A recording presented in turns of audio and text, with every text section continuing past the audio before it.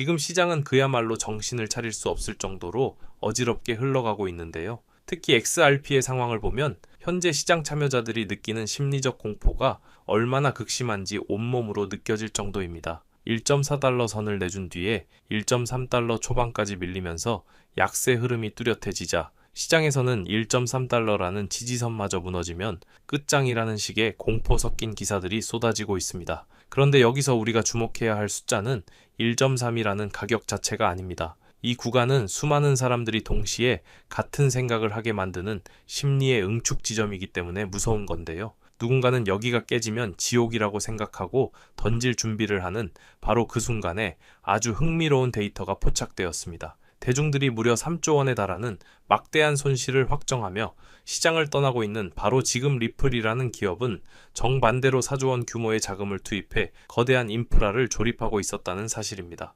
가격이 떨어져서 마음이 아픈 건 미실현 손실이지만 이걸 실제로 팔아서 손실을 확정짓는 순간 실현 손실이 됩니다. 최근 XRP 네트워크에서는 불과 일주일 만에 20억 달러 규모의 온체인 실현 손실이 발생했는데요. 이건 2022년 11월 FTX 사태 당시 발생했던 19억 3천만 달러의 손실 규모를 뛰어넘는 역대급 수치라고 볼 수 있습니다. 많은 사람들은 이 데이터를 보고 이제 정말 끝났다고 절망하겠지만 시장의 구조적인 관점에서는 전혀 다른 해석이 가능합니다. 이른바 약한 손이라고 불리는 위크핸드들이 고통을 견디지 못하고 대거 떨어져 나갔다는 뜻이고, 이는 곧 잠재적인 매도 물량이 급격하게 줄어들었다는 것을 의미하기 때문이죠. 항복의 흔적이 이토록 뚜렷하게 찍혔다는 건 역설적으로 바닥이 멀지 않았다는 가장 강력한 증거가 되기도 합니다. 우리가 과거의 데이터를 공부하는 이유는 그 속에 반복되는 승리의 공식이 있기 때문인데요. 방금 말씀드린 2022년 11월의 대규모 실현 손실 사태 이후에 어떤 일이 벌어졌는지 기억하시나요? 당시에도 시장은 공포에 질려 모두가 XRP를 쓰레기라고 부르며 던졌지만 그 항복 데이터가 찍힌 직후부터 XRP 가격은 8개월 동안 무려 114%나 폭등하는 기염을 토했습니다. 지금 우리가 마주한 상황도 그때와 너무나 닮아 있습니다. 대규모 손절로 물량이 가벼워진 상태에서는 상대적으로 적은 매수세만 유입되어도 가격이 가볍게 튀어오를 수 있는 환경이 조성되거든요. 물론 과거의 데이터가 미래의 결과를 100% 보장하진 않겠지만 현재 찍히고 있는 이 항복의 지표들은 우리가 지금이 도망칠 때가 아니라 오히려 저점을 단단히 다지는 과정임을 인지해야 한다는 것을 말해주고 있습니다. 최근 리플 커뮤니티에서 가장 뜨겁게 논의되는 문장이 하나 있습니다. 바로 무언가 큰 것이 준비되고 있다는 건데요. 분석가 폴 베러는 클래리티 액트와 연결된 아주 거대한 기회가 평범한 사람들의 눈에는 보이지 않는 곳에서 무르익고 있다고 언급했습니다. 단순히 자극적인 티저라고 치부하기엔 리플의 수장 브래드 갈링하우스의 발언이 상당히 구체적입니다. 그는 클래리티 액트가 오는 4월까지 통과될 확률이 80%라고 공언했는데요. 이 법안이 상원은행위원회 마크업 절차로 향하고 있다는 점은 이제 규제 명확성이라는 모멘텀이 단순히 희망사항을 넘어 구체적인 행정 절차의 영역으로 진입했다는 것을 뜻합니다. 소문에 흔들리기보다 법안 절차가 실제로 어디까지 갔는지, 그리고 RUSD의 기관 통합이 공식화되는지를 지켜본다면 이 티저는 곧 현실이 될 것입니다. 리플이 2023년 이후 M&A에 30억 달러 이상을 쏟아부은 진짜 이유를 한 문장으로 정리하면 기관들을 위한 전용 배관을 깔기 위해서라고 할 수 있습니다. 기관 투자자들이 이 시장에 들어오고 싶어도 가장 먼저 부딪히는 벽은 누가 이 거액의 자산을 안전하게 보관해 주느냐 하는 겁니다. 리플은 이 질문에 답하기 위해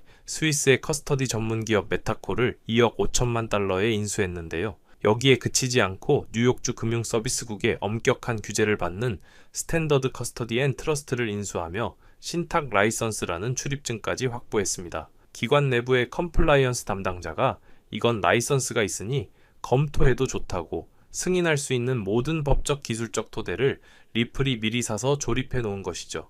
안전한 금고와 출입증을 마련했다면 그 다음은 실제로 어떻게 거래하고 정산할 것인가의 문제입니다. 리플은 2025년 들어 이 실전 인프라를 채우는 데 집중했는데요. 연간 3조 달러를 300개 이상의 기관을 위해 청산하는 히든로드를 무려 12억 5천만 달러에 인수한다는 소식은 시장에 큰 충격을 주었습니다. 특히 여기서 RUSD가 담보자산으로 사용된다는 점은 리플이 단순히 코인 가격을 올리는 게 아니라 기관들이 매일같이 사용하는 거대한 금융 인프라 그 자체가 되려 한다는 것을 보여줍니다. 또한 스테이블 코인 결제 플랫폼인 레이를 인수하며 국경 간 결제의 마지막 퍼즐까지 맞추고 있는데, 이는 리플의 네트워크가 이제는 이론을 넘어 실제 기관의 실무 데이터로 증명될 준비를 마쳤다는 것을 의미합니다. 리플의 전략 중 가장 소름 돋는 부분은 바로 지트레저리 인수입니다. 이 회사는 전 세계 1000개 이상의 글로벌 기업 재무팀이 사용하는 자금 관리 소프트웨어를 운영하는 곳인데요. 리플이 이 회사를 10억 달러에 인수했다는 건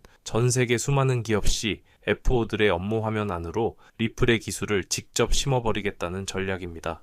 기업 재무팀이 외화 송금을 하거나 자금을 정산할 때 자연스럽게 리플의 인프라를 사용하게 만드는 일종의 트로이의 목마를 심은 셈이죠. 이제 리플은 밖에서 문을 두드리는 게 아니라 이미 기업들의 내부 시스템 안으로 들어가 있습니다. 이 과정에서 XRP 레저의 활동량이 늘어나고 토큰의 사용처가 확대되는 것은 거스를 수 없는 흐름이 될 수밖에 없습니다. 결국 지금 시장에서 벌어지는 상황은 아주 기묘한 역설이라고 볼 수 있습니다. 시장은 1.3달러라는 가격에 매몰되어 공포에 질려 던지고 있지만, 리플이라는 회사는 그 공포의 시간을 틈타 기관용 배관을 조립하는데 수조 원의 자본을 투입하고 있기 때문입니다. 단기적인 차트의 움직임은 우리를 어지럽게 만들 수 있지만, 리플이 구축한 이 거대한 인프라가 실제 데이터로 증명되기 시작하면 현재의 가격은 더 이상 의미가 없어질 겁니다. 지금처럼 애매모호하고 불안감이 깔린 시기일수록 우리가 봐야 할 것은 누군가의 발언이 아니라 실제로 법안 절차가 진행되는지, 그리고 기관 인프라에서 XRP와 RLUS의 사용 수치가 얼마나 쌓이는지입니다. 결론적으로 리플은 현재 시장 가치에 비해 그 성장 잠재력이 충분히 반영되지 않은 상태이며, 지금처럼 대중이 주목하지 않고 공포에 질려 있을 때가 오히려 시스템의 완성을 기다리며 포트폴리오를 다질 수 있는 최고의 기회가 될 수 있겠죠. 때문에 나만의 확고한 전략으로 이 파도를 견뎌낸다면 머지않아 시장의 재평가가 이루어질 때 그 누구보다 강력한 수익의 기쁨을 누릴 수도 있게 될 겁니다. 오늘 제가 준비한 영상은 여기까지고요. 만약 도움이 되셨다면 좋아요와 구독 한 번씩 부탁드립니다.